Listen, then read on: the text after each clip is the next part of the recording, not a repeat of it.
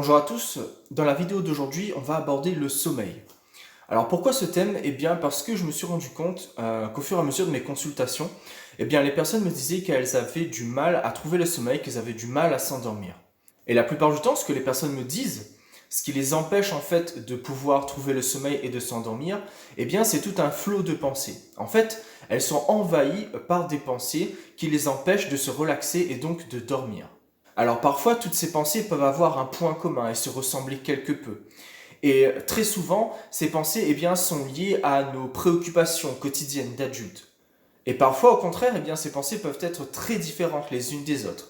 Quoi qu'il en soit, ce sont toutes ces pensées, c'est toute cette activité du cortex, cette activité neuronale, qui va empêcher la personne de trouver le sommeil et donc qui va l'empêcher de s'endormir. Alors si je vous dis que, avec l'auto-hypnose, il est possible de travailler ce relâchement pour trouver le sommeil. Si je vous dis que entrer en sommeil et le trouver, ça s'apprend. Alors c'est ce que je vous propose d'expérimenter dans cette vidéo. Vous êtes prêts? On y va. 1, 2, 3, dormez.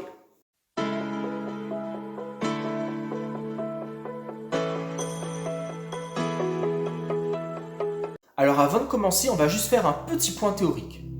Ce qu'il faut savoir, c'est que le sommeil est constitué d'un cycle de 4 grandes phases. Et chaque phase dure en moyenne environ une vingtaine de minutes. La première phase, c'est la phase qu'on appelle de somnolence. Dans cet état, on commence à sentir en fait que le rythme du corps change déjà quelque peu. La deuxième phase, c'est la phase de somnolence. À cette étape, la personne commence tout juste à s'endormir et si on vient la réveiller, elle peut très bien répondre qu'elle ne s'était pas endormie. La troisième phase, c'est ce qu'on appelle le sommeil profond. À cette étape, le cerveau et tout le corps en fait a un rythme beaucoup plus lent.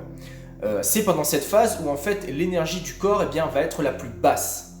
Enfin, la quatrième phase, c'est ce qu'on appelle la phase du sommeil paradoxal. Alors pourquoi paradoxal? Parce que contrairement à la phase précédente, la phase du sommeil profond, pendant cette étape, le cerveau va être extrêmement actif. En fait, ce qu'il faut savoir, c'est que c'est pendant cette période-là où on va rêver. C'est pendant cette phase-là, finalement, où le cerveau va faire le tri, va ranger toutes les informations, tous les apprentissages qu'il aura emmagasinés durant la journée. Et donc, si on veut pouvoir trouver le sommeil, vous l'aurez compris, la phase la plus importante, la phase qui est primordiale, c'est l'étape 1, l'étape de somnolence. Et si pendant cette étape de somnolence, votre cerveau est envahi par tout un flot de pensées, vous allez rater le train qui vous emmène vers le pays des rêves, vers le sommeil. Et donc, ces 4 phases, la somnolence, le sommeil léger, le sommeil profond et le sommeil paradoxal, vont se succéder par cycle de à peu près 90 minutes pendant la nuit. Alors l'expérience que je vous propose aujourd'hui va consister à vous créer un chemin qui va vous emmener progressivement vers le sommeil.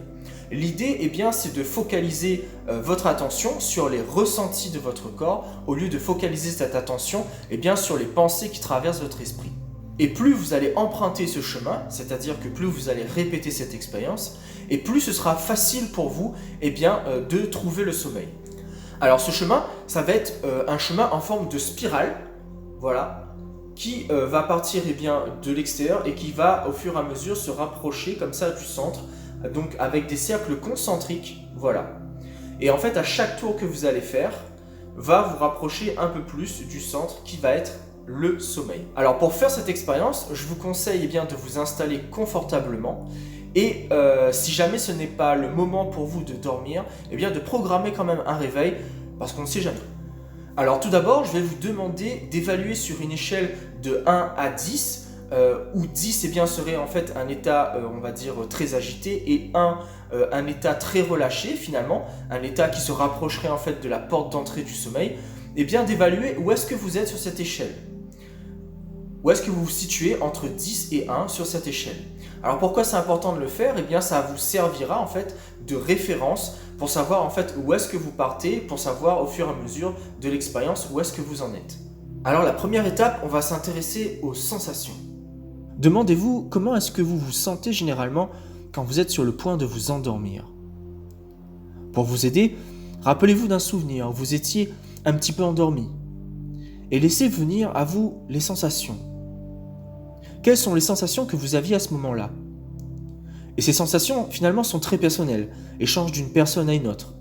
Certaines personnes ressentent parfois une sensation de pesanteur, comme si leur corps était très lourd, alors que d'autres, au contraire, sentent une sensation de légèreté. Alors focalisez-vous juste un instant sur cette sensation. À quel endroit elle se situe dans le corps et comment elle se manifeste.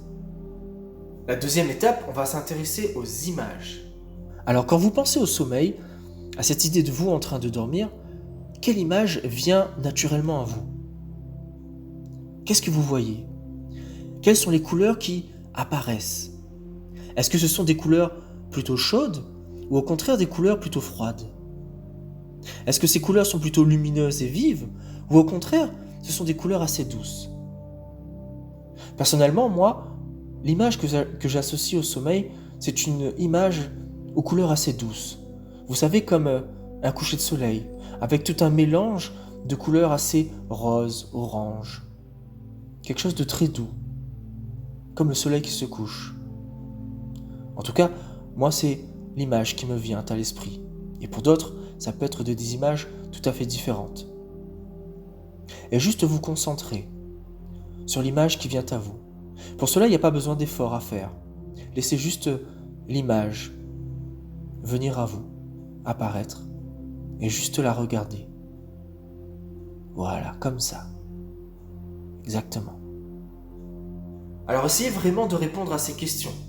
J'ai vraiment conscience que ces questions peuvent être un petit peu bizarres et parfois les sensations et les images que vous allez avoir peuvent être très surprenantes, mais laissez juste passer ces sensations et ces images sans juger.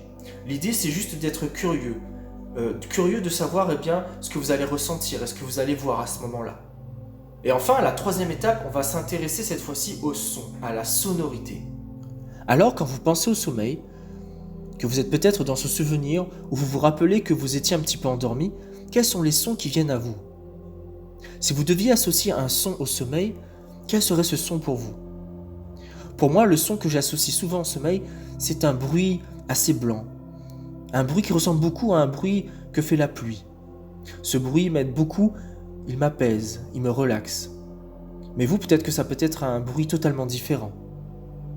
L'idée, c'est juste de trouver le bruit, le son, cette sonorité vraiment qui pour vous est associée au sommeil. Et une fois ce son trouvé, écoutez-le bien et laissez-vous transporter par cette sonorité. Et voilà, maintenant vous avez réalisé déjà un tour de cette spirale. Et au bout de ce tour, vous pouvez déjà réévaluer sur cette échelle de 10 à 1 où est-ce que vous en êtes. Et normalement, au fur et à mesure que vous allez faire ces tours, le chiffre sur cette échelle devrait progressivement diminuer. C'est vraiment très important de focaliser votre attention sur ces trois ressentis-là. Donc un tour de spirale, je me focalise sur une sensation de mon corps. Ensuite, une fois que j'ai fait ce travail d'identification de sensations, je vais focaliser mon attention sur une image. Ensuite, ce sera un son, une sonorité. Et vous allez comme ça enchaîner les tours de la spirale et à chaque fois réévaluer où est-ce que vous en êtes au niveau de l'échelle. Et comme je l'ai dit précédemment, plus vous allez répéter ce petit rituel et moins vous allez devoir faire de tours pour pouvoir trouver le sommeil. Alors bien évidemment, la petite expérience que je viens de vous proposer est une parmi tant d'autres qu'il est possible de réaliser pour trouver le sommeil. Et si ce genre de vidéo vous intéresse, si je vois qu'il y a pas mal de vues et de likes, à ce moment-là, je ferai peut-être une autre vidéo où je vous présenterai une autre expérience hypnotique pour pouvoir vous aider à trouver le sommeil. Alors bien évidemment, il est possible de travailler cela en consultation, directement avec moi en vis-à-vis. Mais l'idée pour moi dans cette vidéo était de vous proposer une expérience qui vous permette d'être autonome et finalement de vous exercer, de vous entraîner à de l'auto-hypnose. Voilà, cette vidéo est maintenant terminée. J'espère que cette petite expérience vous a plu et qu'elle vous aidera.